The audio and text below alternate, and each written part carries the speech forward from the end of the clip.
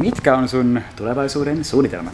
Videolla mukana Santtu, Ella, Helmi, Nino, Ara, tuottaja Mira, Sonja TT, Veksi sekä Katjanen. Mitkä on Aran tulevaisuuden suunnitelmat? Tulevaisuuden suunnitelmat kirkkaat on. Mikään ei varsinaisesti muutu, että silleen ihan sama meininki kuin aina ennenkin. Muuttaa vesikauhutouru totta kai tulossa, eli ottakaa niinku korvan taakse toi vesikauhu. Et niitä tullaan Seinäjoelle ja Vaasaan ja Porvooseen ja vaikka minne. Niin tulkaa paikalle ja Veksi on siellä DJ:nä ja tälleen, niin ottakaa seuraukseen kanssa vesikauhu somesta. Pitäisikö munkin liittyä vesikauhuun? Niin, että tryoutit jos läpäisee, niin tervetuloa. Niin Oliko se saksalainen kympistäkö? Joo, siitä se lähtee. Ja tämmöstä meininkiä, ei mitään kummempaa. Elämä jatkuu ja kaikki hyvin ja terveisiä kaikille Z-tyypeille sinne. Mitäs Santerivilillä tulevaisuuden suunnitelmia? No kyllähän tää aika pysäyttävä uutinen tää meemitalon loppuminen oli, että mä pitkään pohdiskellut tätä omaa identiteettiä, että miten mä tässä nyt jatkan mun työuraa eteenpäin. Mut kyllä mä oon silleen, nyt on aika selkeytynyt kyllä, että kyllä mä varmaan ammatikseni yritän niinku golfia päästä pelaamaan, että ammattigolfari, että siihen pyrin. Ei muuta kuin golfmailat tulille. Kiitos. 8 minuuttia ja tämän jälkeen. Katsotaan. Mites Nidolla Tulevaisuuden suunnitelmat. Ei noin läheltä tarvitse, kun vaan mennä vähän tonne kauemmas. Sä oot niin komea, niin mä ajattelin vähän lähempääkin. Vesikauhu. Pistäkää nimi mieleen vesikauhu ja saattaa olla joku täälläkin. En tiedä onko nähty videossa vielä, mutta joku saattaa olla mukana täältä. Tulee uimahippishoulta ja voisi alkaa ihan täyspäiväiseksi nörtiksi. Eli alan pelaamaan erilaisia pelejä. Vähän Gargaa, Fortnitea, Runea, Habbo Hotellia. Joo. Mitäs Duel Masters? Duel Masters, Pleikka 2. Kaniloikka se. Ai se lautapeli? No se on hyvä. Mites Pro-pilkki? Siinä Se on pilkitään. ihan hyvä. Mites Zeus? Niin. Mites äijän tulevaisuus? Mä oon tosta jääkiekosta nyt innostunut tosi paljon, kun liityin semmoseen harrastejoukkueeseenkin tossa, että kertaviikko on reenejä, niin Mikäs on nimi? toi Pahalampi-niminen joukkue, niin semmoitteeseen liittyy. Kysymys kuuluu, vaihatko Turtlesi vai pysytkö siellä? Pidän kortit sillä avoimena, että mä oon ihastunut hyvä. kyllä tuohon Pahalammen meininkiin. Ja kun toi jääkiekko on ollut semmoinen sydämen asia, sitä tuli jos 10 vuotta harrastettua, pääsekö NHL:ään? No ollaan Zeta rehellisiä, NRiin et tuu pääsee, et millään. Mutta Mestikseen tai SM-liigaan voit päästä. KVC suoraan helposti. Jokereita vastaan sinne pelaa. Mites muuten musiikin saralla? Jätkähän tekee kumminkin. Musiikin saralla niin uutta biisiä on tulossa. Mitä snippettiä? Eli kerro, laula vähän sitä. Älä nyt sammuta sitä! Ei! Mikä MP, jos mä teen tälleen? Mikä MP? Mikä MP? Noniin. Siitä Mikä se lähtee. nimi? Mikä tulee olemaan nimi? Se on kämpe. Mikä MP? Onko fiittejä? Fiittausta ei ole vielä, mutta Niin on. fiittaajan paikka on avoimena. Kommenttiin, niin Nino tulee. Fiittaa vaan. Helposti. Kun Ninohan muutti tuonne Helsinkiinkin musiikin perässä jossain määrin, niin tässä olisi hyvä Syvä ponnahduslauta niin sanotusti. No katsotaan.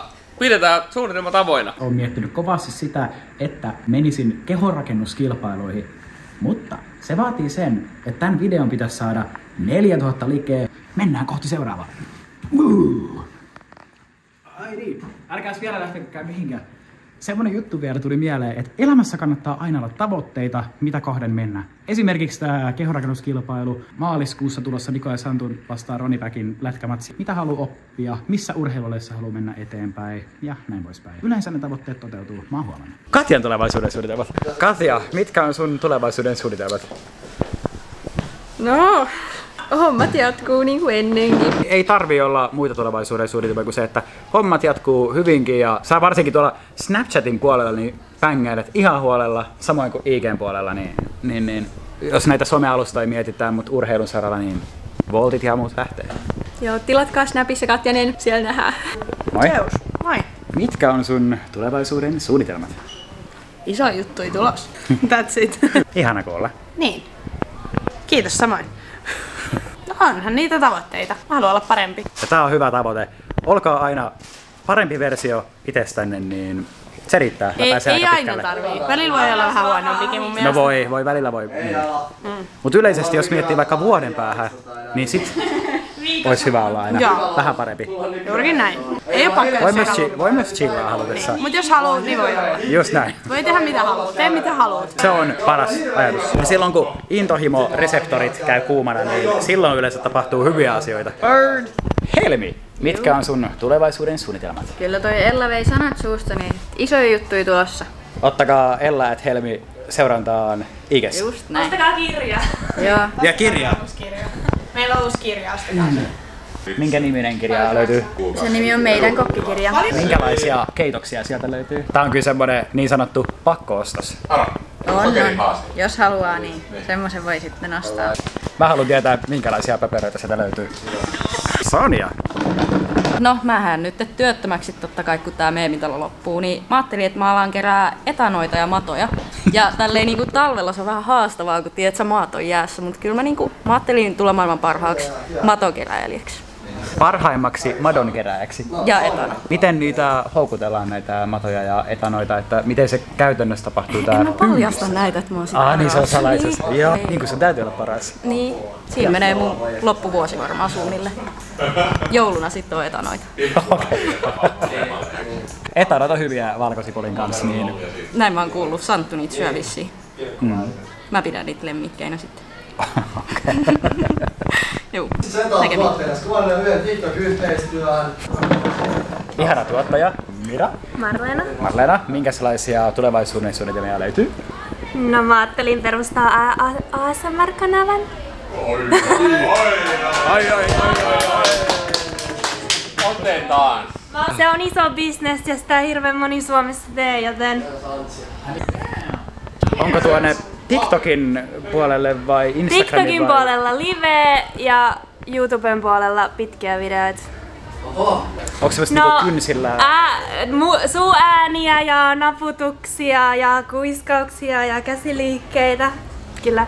Voitte kuunnella niitä sitten kun nukahdatte. Mira Marleella seurantaan IG:stä ja TikTokista sama? Joo. Noniin, ja sitten jossain vaiheessa YouTube. Mainokset tulee päälle siihen alkuun ja loppuun, joten sori jos heräätte sitten kun siellä lopussa on ne mainokset. Kyllä keskellä videoita tulee vähän sitten. Ei saa. Pitää main kohtaa. Se on etikettisääntö se, että ASMR-videoissa ei saa olla välissä mainoksia. Lähdetään panostamaan ensisijaisesti laatuun ja siihen katsojan elämykseen. Ja Milloin? Onko vielä aikataulu? tammikuussa kun mä valmistuin, niin sitten alkaa grindaus. Oi. Kyllä. Lycka till. Veksi, minkälaisia tulevaisuuden suunnitelmia löytyy sulta? Kyllä mä alan panostaa omaa YouTube-kanavaa. Veksi-kanava tulee hullui pekki-bängerit. Eli siihen mä en keskittyä, eli tilaa kanava.